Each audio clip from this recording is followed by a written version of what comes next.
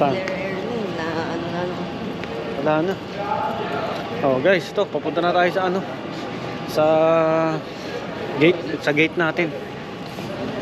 At o nga pala guys, ang ano pala natin, ang biyahe pala natin is ano 10:45, tapos dating natin doon kasi advance ang ano eh, advance ang Toronto ng 3 hours dito sa atin sa Vancouver.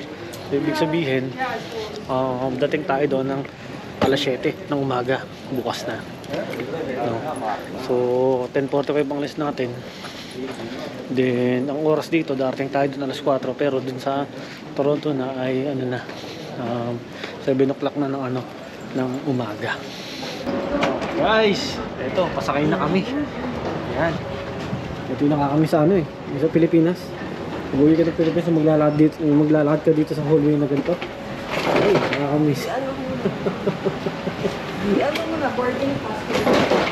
Okay, eto na tayo. Ay. Hello, welcome. Ano naman yan?